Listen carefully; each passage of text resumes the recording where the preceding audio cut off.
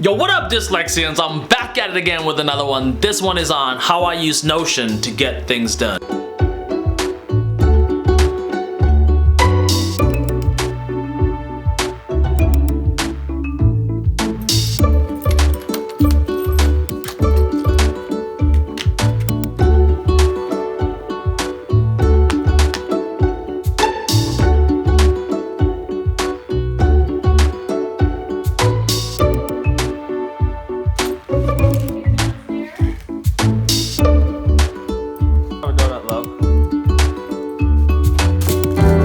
Now, if you found this video, it probably means that you are trying to find a way to be more productive. Maybe you're feeling overwhelmed. You don't have enough time to get through all the things that you need to get done.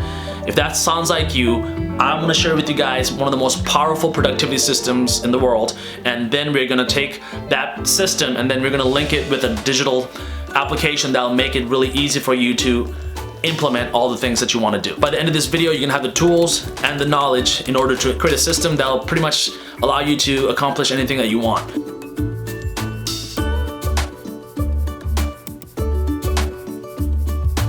So what is GDT, or getting things done? So getting things done was a system that was invented by this guy named David Allen a few decades ago, and this system became really popular because of how effective it was. So this is the system a lot of like Silicon Valley CEOs use. This is a system that like high profile professionals and leaders use in order to make sure that they're hitting all the things that they need to get done. So it's a 5-step process. I'm gonna go through all 5 steps with you guys. And if you guys want to learn more about it, there's a book called Getting Things Done by David Allen. I really recommend that book. In this video, I'm going to show you guys some of the modifications that I've made for myself. Since I'm like a dyslexic and I also have this, ADHD, I made a few adjustments and modifications that helps me, and I'm sure it's going to help you guys out too. Especially when you combine it with the second part of this video, which is going to be the Notion section, where I show you how to integrate this into an automated system. Alright, so the very first step of getting things done is called capturing. This is the most important thing, and when I started implementing this in my own life, this step alone really helped reduce all the stress and anxiety I had with my productivity system. So the main idea is you take all the things that you have to get done and you put it onto a place. There's a trusted location where you can capture all the things. You're not actually doing anything with it, you're just capturing it. The reason why we're doing this is because we want to close all the open loops in our head. Now, an open loop is kind of like a program that you keep running on the background. So think of your mind kind of like a laptop, and you know, every time something happens where you have to do something in the future, it opens up like this application. And you know, think about your own computer. If you run like 20 applications at the same time, all of the applications are going to eventually slow down because your brain doesn't, and your computer doesn't have enough resources to like have those running simultaneously. The same kind of thing happens in our brain. Yo, so I'm just editing the movie that you're watching right now, the video you're watching right now, and I realized like, yo, I have a lot of home movies that I shot last week because I got a new iPhone, and I was thinking maybe I should include some of those videos to break up this tutorial into little segments. So I'll probably do that. I hope you guys enjoy them.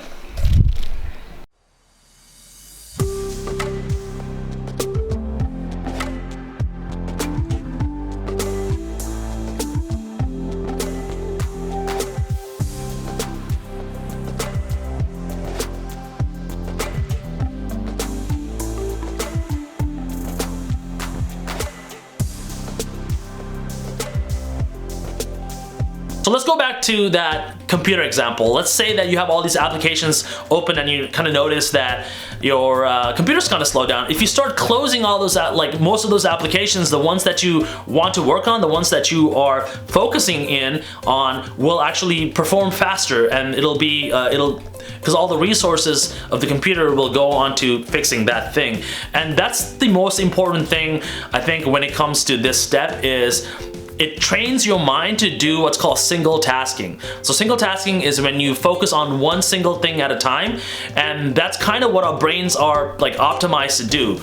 It can run a bunch of like software or like programs in the background, but those programs are like kind of like not efficiently run. So if you single task, what happens is all the resources, all the mental energy, all the focus, all the energy that you have will go into that one particular task, right? And especially if you're doing something very difficult or something that is like just at the reach of your capabilities, you want to turn off all the programs and allocate all the energy to this thing because it's really hard for you to do. So think of it kind of like this. Every time you write down something on your piece of paper, you're kind of like closing that application in your head. It's not deleted off your computer. You're just closing those things down, and you're promising yourself you'll come back to it.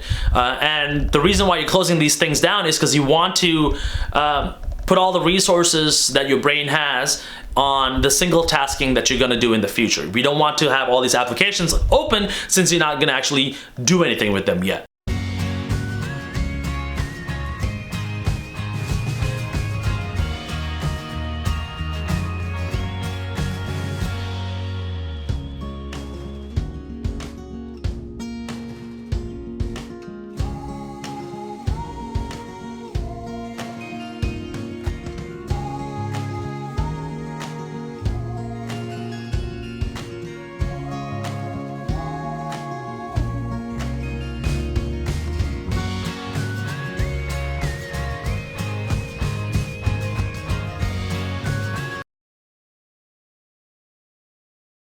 So step 2 in getting things done is taking all the items on your list and deciding what to do with them. So on the first part, we just took the ideas and we were just emptying out our brain. We were trying to get rid of all the stuff and put it on a piece of paper where it's safe. Now that we have that list of things, we want to categorize it and decide what to do with it. So some of the categories that I have is delegate, which means I'm going to hand it off to someone else to do.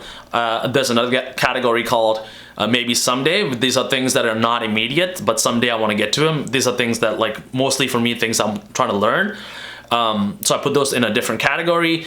And then things that I can automate, these are like mostly things like paying the bill, something that occurs, you know, on a monthly or weekly basis. I just put that on automate. If I can find some software or something to like help me automatically do those things, then I do that. And then some things are not actionable, so I just delete those things, and some things are not even that important, so I just delete those things as well. But it's really important to put the things, even if you know you're going to delete them, on that list, because we don't want them inside our brain. We don't want that residual idea just sticking in there, because we don't want to use any energy to like process that thing.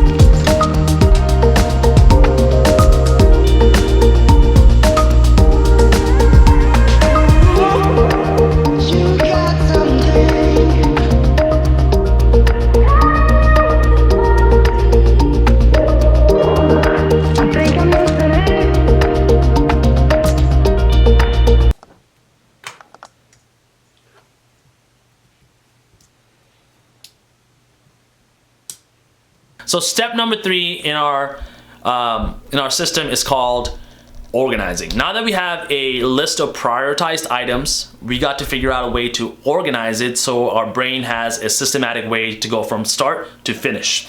The best way that I figured out how to do this, and David Allen talks about this in his book, is applying something called the natural planning method. So in the natural planning method, there's 5 steps.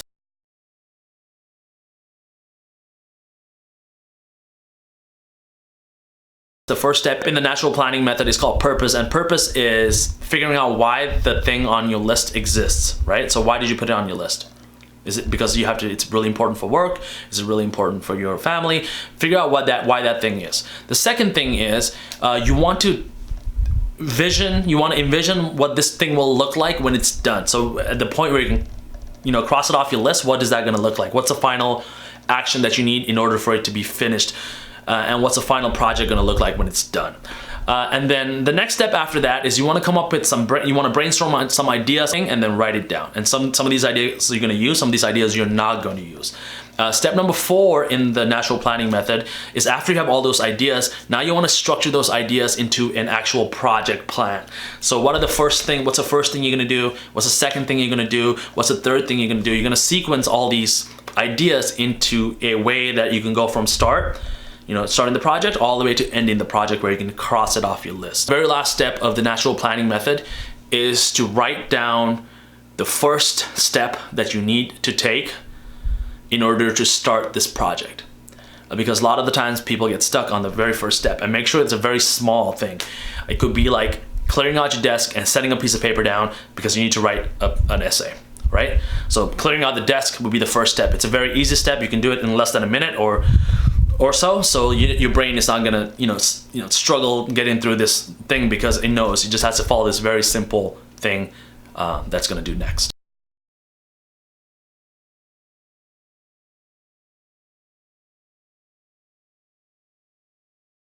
All right, so step number 4 in the getting things done system is to actually go ahead and implement the things that you put on your plan.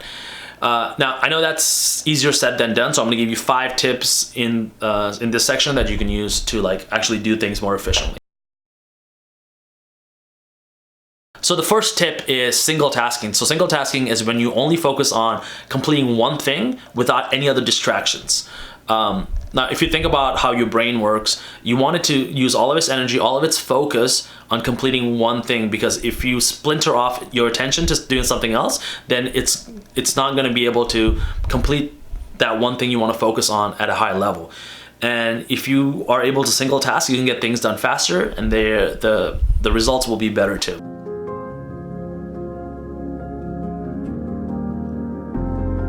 The second tip when it comes to doing things in this phase, in step number 4, is whenever you're feeling like you need to procrastinate, or this thing is too complicated, you want to break down that step into smaller pieces. The chances are, if you're feeling that way, your brain doesn't actually know the next steps, and maybe there's a part in this project where you haven't really done enough research or done enough breaking it down into pieces. So when your brain is trying to complete it, it's like this daunting task that it doesn't know how to deconstruct. So you want to break those sticking points, those points of challenges, into smaller and smaller steps.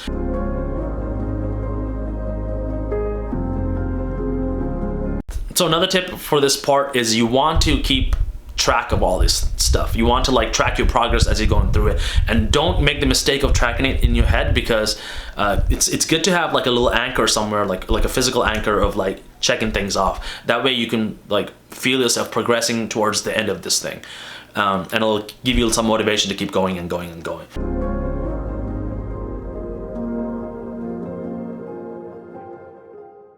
And the last tip is you want to build a heads-up display for yourself, so that way at any time you can come back and exactly see where you are in relation to where you started and how far you have to go until you end.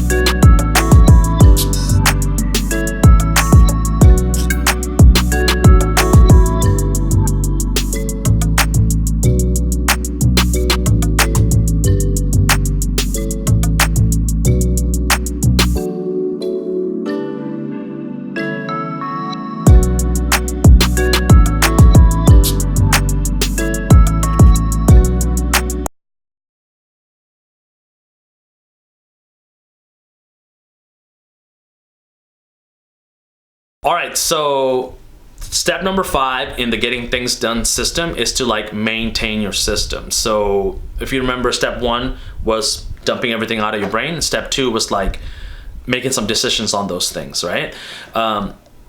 What happens, and once you start doing this for yourself, what you'll notice is like you'll start dumping a bunch of things onto your list, and that list will just get bigger and bigger and bigger until it becomes unmanageable again. And then at the point where there's like too many things on that list, your brain won't be able to trust your system, so it'll start keeping things in your head again. And we don't want that to happen, because we want to like free up all our energy and focus to single task, basically. So it's important that you do like a weekly review of all the items on your the first step of your GDT. And what happened with me the first time I tried this was I used a post-it system, and I made a video on this about 2 years ago. And what actually happened was my post-it system started breaking down because I had like way too many things on there, and I wasn't like processing it. I wasn't like maintaining it. So I think I solved this maintenance problem using Notion. I'll show you guys exactly what I do to like maintain this a lot better. But it's important that you guys do like weekly and even like daily reviews if you can, moving things from step 1 to step 2. If you don't, your system will eventually break down, and your mind won't like trust your system anymore. All right, now that we have getting things done down, you understand the 5 steps, let's go ahead and take those 5 steps and apply it to one of the most powerful productivity tools that's available to everyone, which is Notion. This is really awesome. I think you guys are gonna really dig this. This is the reason why this system is gonna be the last productivity tool that you'll ever need, because once you build it, you can customize. Well, let's just jump into it. I'll just show you guys.